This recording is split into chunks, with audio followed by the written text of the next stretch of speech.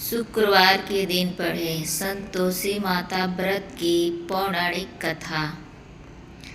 माना जाता है कि यह कथा पढ़े बिना संतोषी माता का व्रत अधूरा होता है।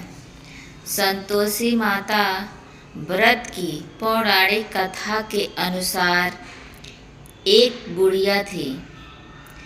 उसका एक ही पुत्र था। बुढ़िया पुत्र के विवाह के बाद बहू से घर के सारे काम करवाती, परंतु उसे ठीक से खाना नहीं देती थी। यह सब लड़का देखता पर माँ से कुछ भी नहीं कह पाता। बहू दिन भर काम में लगी रहती, उपले थापती, रोटी रसोई करती, बर्तन साफ करती, कपड़े धोती और इसी में उसका सारा समय बीत जाता। काफ़ी सोच विचार कर एक दिन लड़का माँ से बोला, माँ, मैं परदेश जा रहा हूँ। माँ को बेटे की बात पसंद आ गई तथा उसे जाने की आज्ञा दे दी। इसके बाद वह अपनी पत्नी के पास जाकर बोला, मैं परदेश जा रहा हूँ, अपनी कुछ निशानी दे दो। बहू बोली, मेरे पास तो निशानी देने योग्य कुछ भी नहीं है। यह कहकर वह पति के चरणों में गिरकर रोने लगी।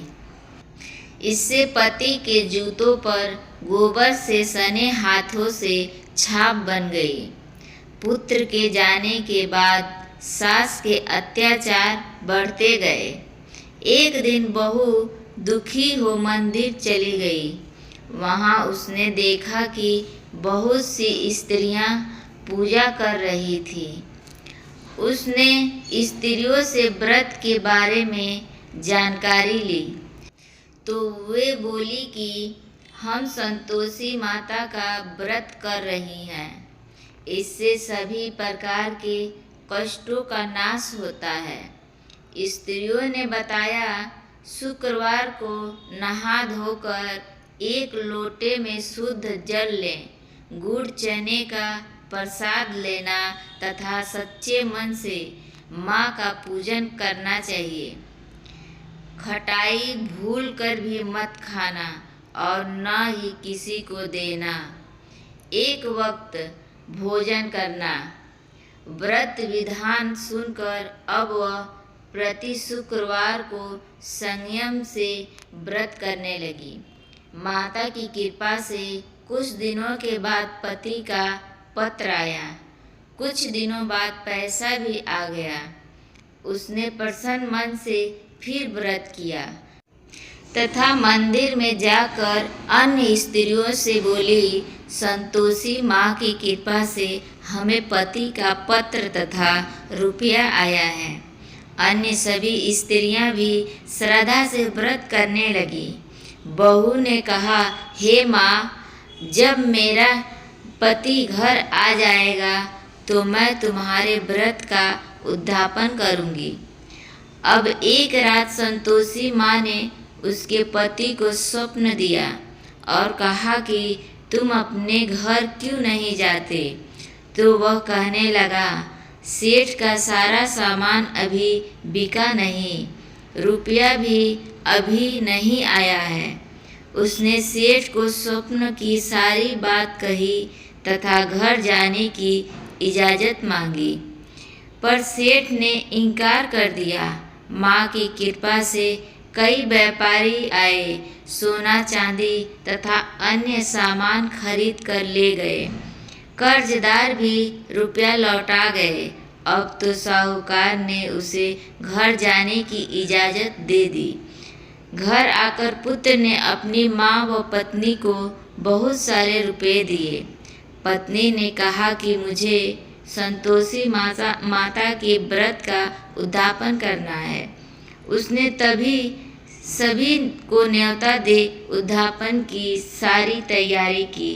पड़ोस की एक स्त्री उसे सुखी देख ईर्ष्या करने लगी थी।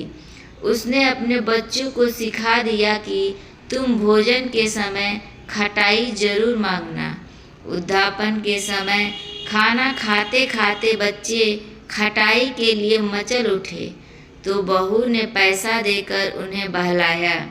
बच्चे दुकान से उन पैसों की इमली खटाई खरीद कर खाने लगे तो बहू पर माता ने कोप किया।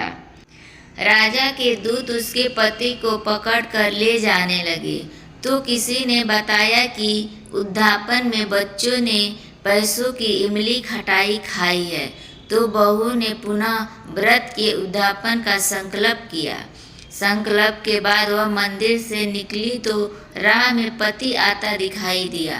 पति बोला, इतना धन जो कमाया है उसका कर राजा ने मांगा था।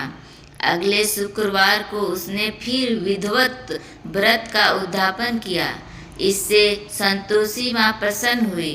9 माह बाद चांद सा सुंदर पुत्र हुआ। अब सास, बहू और बेटा माँ की कृपा से आनंद से रहने लगे। दोस्तों, आप सभी को माँ संतोषी की यह व्रत कथा पसंद आई हो तो एक लाइक, शेयर और हमारे चैनल को सब्सक्राइब कर लें।